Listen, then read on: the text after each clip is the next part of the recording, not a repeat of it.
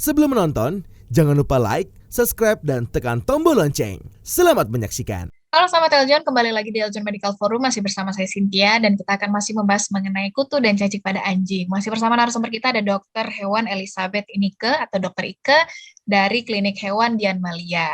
Nah, kemudian dokter bicara soal pengobatan ya, dokter. Bagaimana sebetulnya cara menghilangkan kutu pada anjing ini, dok?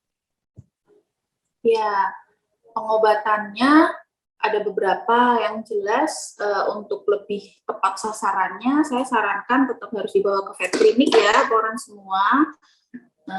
Ada beberapa jenis obat yang bisa diberikan sendiri di rumah. Cuman untuk awalnya, untuk cara memberikannya, berapa dosisnya, tetap saya sarankan harus ke vet klinik dulu.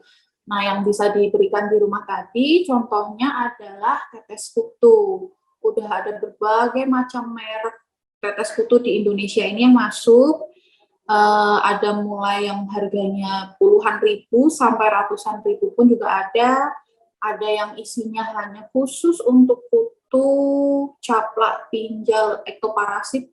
Ada juga yang sudah kombinasi bisa dipakai dan bisa untuk mengobati cacingan atau helminthiasis juga pada anak bulu. Kalau sebut merek boleh nggak ini Mbak? Tetes Boleh nggak apa-apa, kutu. dokter? Mungkin ada obat yang disarankan gitu, dok? Iya, yang biasa kita pakai sih di klinik kita ada merek Virbac punya, kemudian ada juga kalau punya Virbac itu biasa kita pakai Evipro namanya. Kalau di daerah sini cukup terjangkau. Nah, kalau yang lebih lagi pun banyak seperti misalnya Frontline, Revolution, dan punya Bayer juga ada. Dan yang paling murah pun juga ada. Tentu saja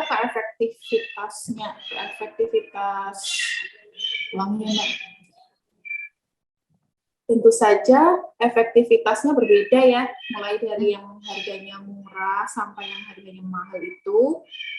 Tapi secara umum mereka akan melindungi anak bulu, anjing, dan kucing kita dari kutu selama 1 bulan. Nah, dia akan efektif di dalam tubuh untuk melindungi anak bulu dari ektoparasit ataupun endoparasit yang cacing tadi. Selain itu juga ada yang kita injeksi atau suntik. Kita suntiknya biasanya menggunakan obat ivermectin yang sekarang, kemarin ya beberapa bulan lalu booming karena dianggap bisa untuk penyembuhan COVID. Nah, itu sebenarnya adalah obat untuk antiparasit pada hewan. Itu harus dibawa ke klinik, vet klinik, dan dosisnya dia juga bervariasi karena kita tergantung berat badan dari anak bulu.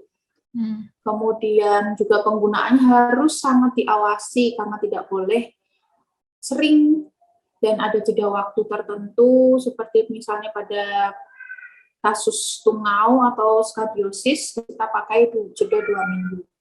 Dan pemakaiannya tidak boleh sering karena itu adalah obat keras dan berat untuk ginjal. Dan selain itu juga zaman sekarang ada yang kalung gitu ya, kalung yang anti kutu. Nah, untuk yang anjing-anjing tidak sensitif terhadap plastiknya, karetnya ya, karena dia terbuat dari karet, itu nggak masalah. Karena biasanya kalau yang sensitif, dia malah akan bikin gampang jamuran, karena dia lembab di daerah leher, kutunya sih hilang, tapi lesinya berubah jadi lesi luka jamur. Itu juga harus hati-hati. Mungkin bisa diseling, misalnya pemakaian kalung anti kutu itu untuk berapa 1 bulan. Nanti bulan depannya kita akan pakai tetes kutu. Bulan depannya diseling lagi supaya tidak menimbulkan sakit kulit lain pada anjing atau kucing. Kemudian untuk suplemen sendiri juga dirasa penting ya untuk hair and skin pada anjing dan kucing. Dari pakan bisa. Pakan sudah ada banyak sekali ya jenis pakan yang mengkhususkan itu untuk kulit, permasalahan kulit dan rambut pada anjing dan kucing. Mereknya juga macam-macam, mulai dari Science Diet, Hill's, Royal Canin, sampai yang agak murah pun juga ada yang untuk hair and skin. Kemudian untuk vitamin tambahan lain seperti vitamin E, kemudian ada juga vitamin merek lain, itu tetap harus konsul dulu, karena lagi-lagi nggak boleh kebanyakan juga untuk pemberian vitamin yang per oral ya, yang diminum. Gitu. Oke. Apakah ada vaksin juga nih dok untuk anjing ini dokter? Apakah juga bisa mengobati? Kalau untuk vaksin di Indonesia ini belum ada ya, untuk yang kutu ataupun cacing, itu belum ada. Vaksin biasanya adalah virus yang dimatikan atau bakteri yang dilemahkan. Jadi untuk kutu belum ada. Jadi nggak akan bisa mengcover kalau misalnya anjing itu sudah vaksin kok dok, tapi kok masih kutuannya, karena tidak nyambung. Oke. Terus dokter katanya kalau misalnya menggunakan zaitun itu juga bisa membantu menghilangkan katanya atau mengurangi. Benar nggak sih dokter? Kalau mengurangi lesinya, gatalnya, merahnya iya. Tapi kalau misalnya menghilangkan kutunya dia nggak bisa. Banyak yang dipakai minyak zaitun, VCO. Nah, pada campuran treatment remedy tertentu kita juga pakai itu VCO. Tapi kita kasih campuran lagi obat lain yang bisa untuk membunuh, meringankan gejalanya kutuan tadi. Jadi kalau misalnya dipakai itu single aja, itu akan membantu regenerasi kulit itu lebih bagus, lebih cepat, rambutnya mungkin akan lebih ternutrisi. Tapi kalau misalnya utamanya belum hilang kan, kutu atau ektoparasitnya itu, pasti akan berulang lagi gatalnya. Oke, jadi kalau menghilangkan mungkin enggak ya dokter ya, tapi kalau membantu tadi beberapa gejalanya meringankan gitu mungkin iya ya dok. Oke. Nah selanjutnya bicara soal cacing ya dokter ya, tadi kan sudah kita sebutkan juga di awal. Nah apa nih dokter penyebabnya, kemudian seperti apa gejala anjing yang terkena cacing ini dokter? Iya. Nah kalau cacing ini lebih complicated ya, dan efeknya pun lebih, kalau kita bilang lebih ngeri daripada kutu, tungau dan campak tadi. Nah, cacing sendiri sebenarnya dibagi 3. Secara umum tuh ada nematoda, cestoda, dan trematoda. Tapi yang menyerang anjing dan kucing ini seringnya adalah cestoda atau cacing pita. Dia bentuknya pipih tapi panjang dan dia berbuku-buku. Nah, kita sering lihat kalau misalnya punya anjing atau kucing, kalau lagi cacingan, kita lihat kayak bulir-bulir nasi gitu di anusnya. Nah, itu adalah patahan dari badannya cestoda tadi. Selain itu, yang nematoda kita sebut juga dengan cacing gilik, karena dia bentuknya seperti karet, panjangnya sampai ada yang 20 cm gitu, dan dia semua cacing itu hidupnya adalah di usus, bisa dari usus halus sampai di awal usus besar, di mana disitulah terjadi penyerapan nutrisi yang sangat penting buat makhluk hidup, anjing dan kucing. Semua penyerapan nutrisi terjadi di situ. Jadi sangat gejala klinis yang tampak pun akan sangat kelihatan, dari mulai anemia sama ya, karena dia juga menghisap darah dan nutrisi, terus pot belly kalau kita sebut karena bentuk perutnya itu menggelambir ke bawah, kayak seperti hampir seperti gentong gitu, dan isinya biasanya cairan dan juga yang diakibatkan dari cacing itu tadi.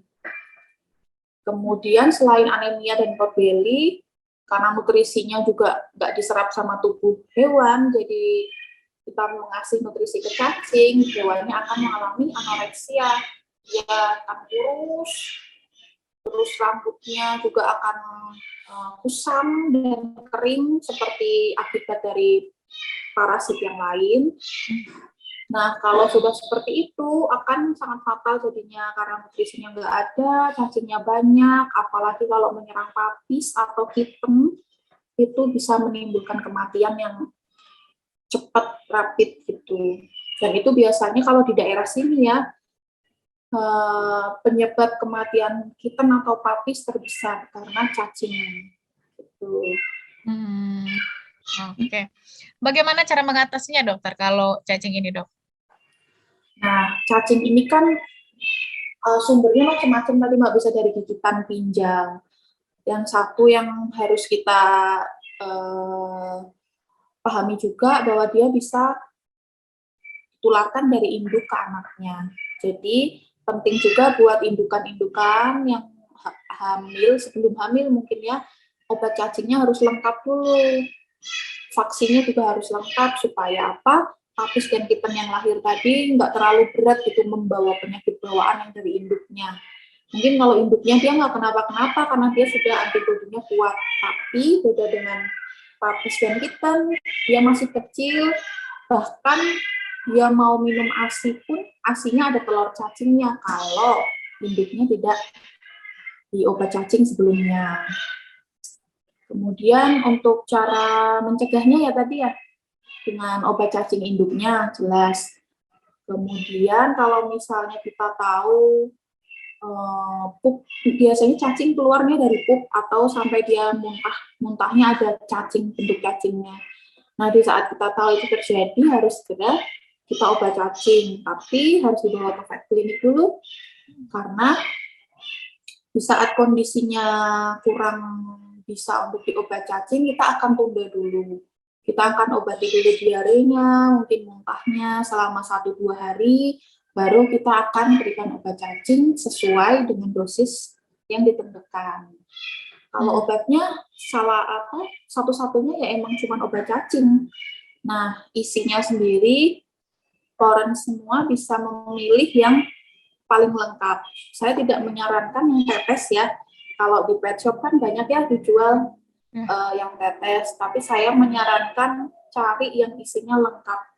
Pirantel Pamua, Praziquantel, dan Vegantel. Ada 3 itu karena cacing yang kita basmi kan ada 3 jenis tadi. Nah, biasanya kalau sudah satu cacingan, jenis lainnya itu mengikuti ada di tubuh anjing dan kucing. Gitu. Oke. Terakhir, Dokter Ike, bagaimana cara menjaga kesehatan anjing ini, dokter? Nah, menjaga kesehatan seperti tadi ya, kalau misalnya kita sudah komitmen mau memelihara anjing, memelihara kucing atau pet animal yang lain, kita harus juga komitmen untuk menjaga kesehatannya dia, memperhatikan karena mereka tidak bisa bicara sama kita, mau nggak mau kita harus memperhatikan seperti apa gerak-gerik mereka. Kalau sakit itu pasti mereka akan menyendiri, nggak mau makan, kemudian lemes, biasanya diajak main aktif itu menjadi tidak aktif. Nah, itu sudah salah satu tanda. Jangan sampai saat sudah parah baru dibawa ke vet klinik karena itu akan lebih susah buat kita ya, selain itu juga lebih mahal buat orang semua. Nah, yang terpenting kalau saya adalah obat cacing dan juga vaksinasi. Di awal kehidupan papis atau kitten, nutrisinya harus bagus. Kalau sudah cukup beratnya atau umurnya, kita akan segera lakukan obat cacing dan juga vaksinasi. Nah, itu untuk yang awal aja. Selebihnya, kalau itu sudah lengkap, itu akan mengikuti. Jadi kayak nggak akan gampang untuk sakit. Kemudian kalau misalnya dia ada gejala sakit, dia akan segera untuk sembuh karena antibodinya sudah terbentuk dari vaksinasi tadi. Itu sih. Pokoknya nutrisinya dijaga, kemudian kalau sudah komit untuk merawat, kita sama-sama komit untuk menjaga kesehatan anak bulu kita. Oke, baik. Terima kasih Dokter Ike. Terima kasih banyak tadi atas penjelasannya, dokter, soal kutu dan juga cacing pada anjing. Makasih banyak, Dok. Sama-sama, Mbak. Baik. Sehat selalu semuanya. Terima kasih, Dok. Nah, itu dia sahabat Eljon, kita sudah ketahui ya apa itu penyebab kutu dan cacing pada anjing, kemudian juga penyebabnya, gejalanya seperti apa, serta cara mengatasi dan juga mencegah. Nah, yang paling penting tadi Dokter Ike katakan, Sebagai pemelihara harus komitmen untuk menjaga kesehatan ya dokter, memperhatikan beberapa hal yang mungkin ada tanda-tanda gejala dia terkena kutu atau anjing, maka harus segera dibawa ke vet clinic. Kemudian juga yang paling penting adalah obat cacing, vaksin, dan juga nutrisi hewan yang kita pelihara. Jadi semuanya juga tergantung kepada pemelihara, harus bertanggung jawab dan tetap menjaga kesehatan anjing yang sedang dipelihara. Baiklah, terima kasih banyak sahabat Eljon. Saya Cynthia Karani dan juga Dokter Hewan Elizabeth Inika atau Dokter Ike dari Dian Malia Vet Clinic Balikpapan. Pamit undur diri, sampai jumpa.